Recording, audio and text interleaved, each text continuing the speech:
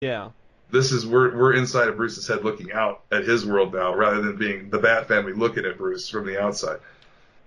And as we've And said, like in this issue,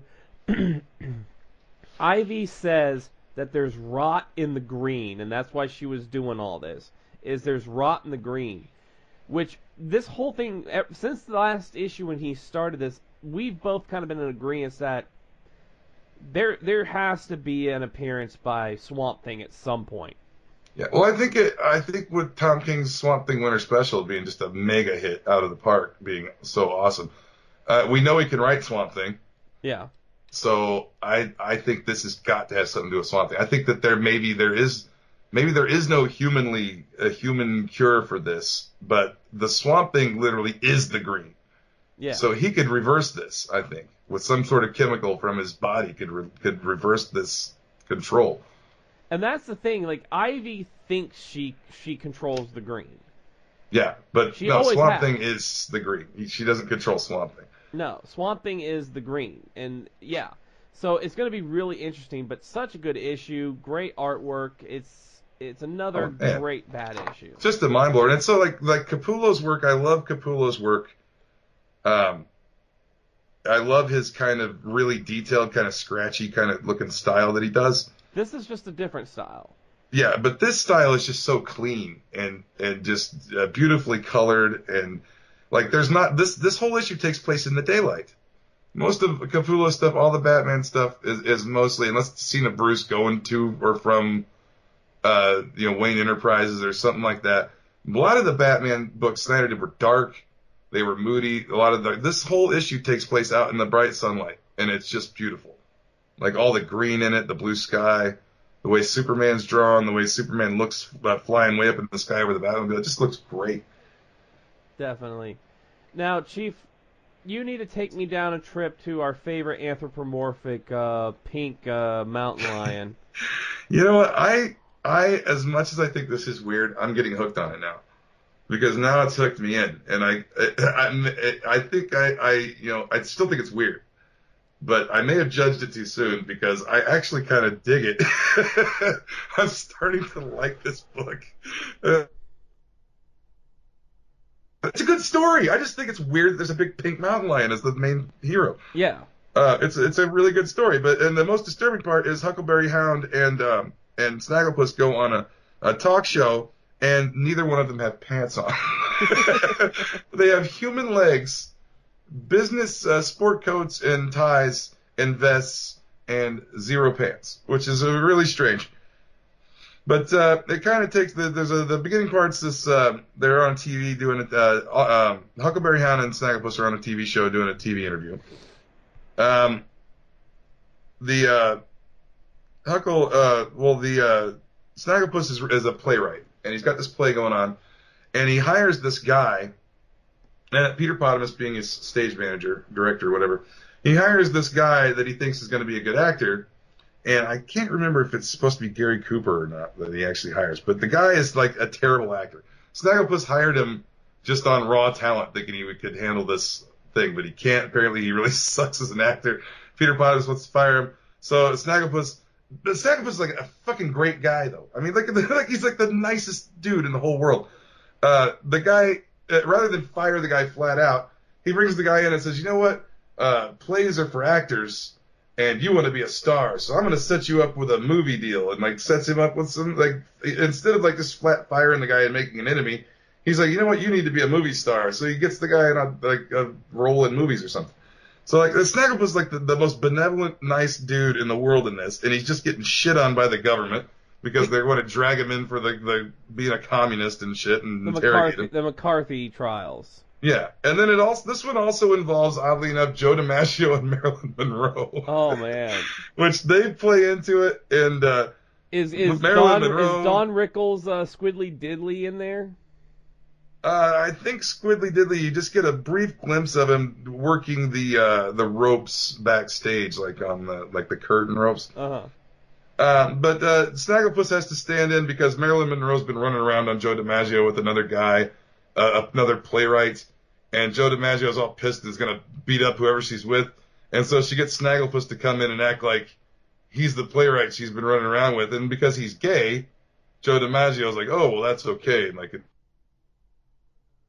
like simmers down the situation, and so then they find Snagglepuss takes Huckleberry Hound to like the first gay bar in New York City, and then they go visit an old man in the hospital. This is this grouchy old bastard, and I think at the end of this is where Huckleberry Hound finds love with a cop. Oh. And was it Andrews? It was not Andrews. It was I think it was like a giraffe guy. Oh, it was Bayo. Yeah. Oh, yeah. Exactly, Bayo. But it's actually I'm intrigued by it. I was not expecting to be intrigued by this, but I think at the end of this is where they're going to drag him into the House of Un-American Activities or whatever. But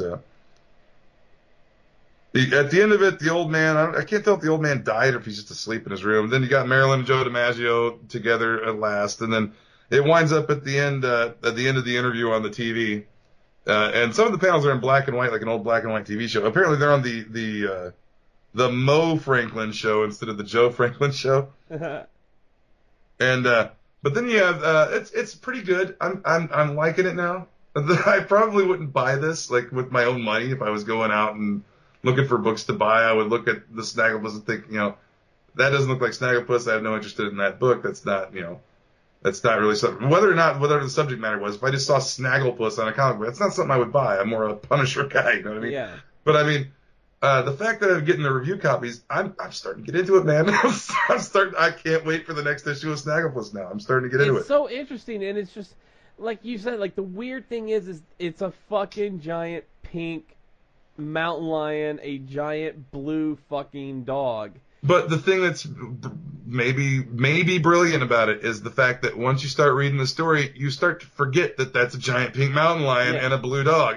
They become characters in the story just like anybody else, and it does not this stark contrast anymore. After this first issue was weird.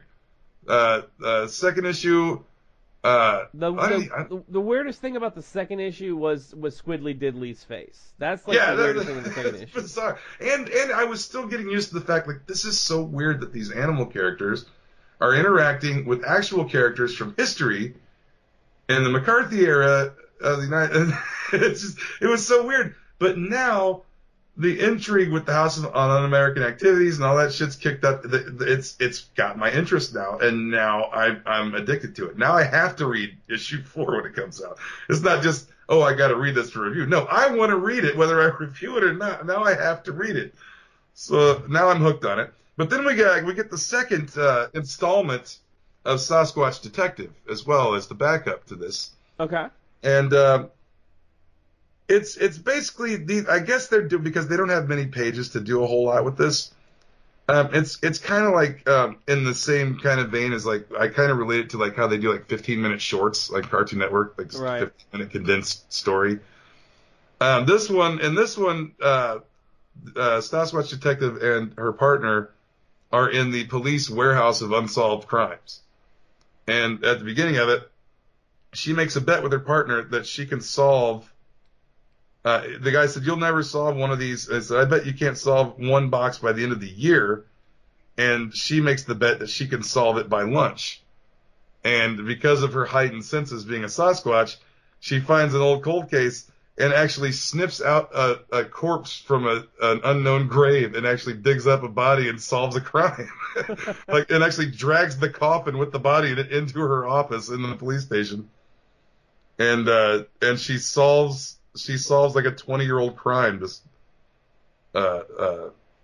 with her nose and her instincts as a Sasquatch, which it's kind of cool. I would love to see this get like a regular continuity arc, like something, even if it was a comedy book, because I don't think they're utilizing the character to its full potential with these little short stories.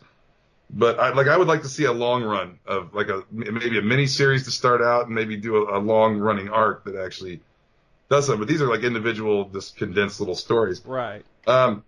She does befoul the police station bathroom and has to crawl in. The end of the book is she has to actually crawl into the ceiling so the other female cops don't know that she basically bombed out the bathroom. And then one of the female cops passes out from it. It's so horrendous. And the hazmat guys show up and are taking her out unconscious. So, hey, then she says, hey, what happened to Helen? Like she has no idea that she's the reason that this happened. But, yeah, I think I was a little disappointed in the first issue, first part of Detective Sasquatch. I think if they gave it more, like the character's cool, and I like the artwork. Like the it's a cool concept. It's a cool looking character. It's got cool artwork. I just think it needs to be longer, and I think it needs to have some kind of point to it. Mm-hmm. It's not just be like a short story. Right. But all in all, yeah, I'm fucking I'm digging Snagglepuss now. I didn't think I'd like it. I was really thinking the first issue or the first couple issues were really weird. But now by the third one, now that we're starting to settle into what's going to happen, now I have to see Snagglepuss go before the House on Un-American Activities. I have to see his speech to McCarthy. I have to read that. Now I'm hooked. So I'm going to give Snagglepuss a positive review this week. Not my favorite book of the week. I think my pick of the week is still going to go to Batman because it's just such a beautiful issue, and I just love what Tom King's doing with that. But yeah, I really did. I dug Snagglepuss. It's not everybody's cup of tea. I'll tell you that right now. It's not for everybody. But if you got an open mind and you want to see some fictionalized history and kind of look at like this was a real time in our history. We really did have this communism scare back then. And McCarthy was dragging in actors and playwrights and everybody and dragging them before the House on Un-American Activities and grilling them about being a communist. I mean, this shit really happened in our history. It blacklisted so many actors. Yeah, so many people lost their jobs. I'm sure there were suicides. I'm sure there was people lost their livelihoods from this. And it really was a really important and scary time in U.S. history. And if you're interested in any of that, I would almost say if you're a fan of the old Snagglepuss cartoon, this probably isn't for you because it's nothing like the Hanna-Barbera cartoon. It's a really serious subject matter that's going on. Even though it's a pink lion and cartoon characters, the story is incredibly serious. Well, what's also interesting is how it's also kind of a parallel of what's going on now in our country with scares and things like that. Yeah, it plays on a lot of the paranoia and political paranoia that's put out there by the media and the government and everybody. So, I mean, it really plays into history and current things going on. So, I mean, if you're into that kind of shit and you're into some historical, things like that, and you really want to get into like a serious storyline that's about this kind of topic, I mean, if you're looking for laughs from Snagglepuss in this, you're not going to get any. Right. I mean, there's obviously little humorous comedic breaks throughout, but I mean, it's not like taking a big hammer and hitting a guy on the head. I mean, it's not kooky slapstick comedy at all. I mean, this is a dead serious storyline, but I actually really like this one. Very good. And then also, since moving on, I also read this week Justice League, which is the continuation of the last issue where they thought that the townspeople, the poor townspeople, thought that the Justice League bypassed them and went to help the rich people first. And that isn't really what happened. And an old guy in the last issue called Cyborg and said, hey, your Justice League buddies just blew right past us and went to the north to help the rich white people up there. And so Cyborg beams down to find out what's going on.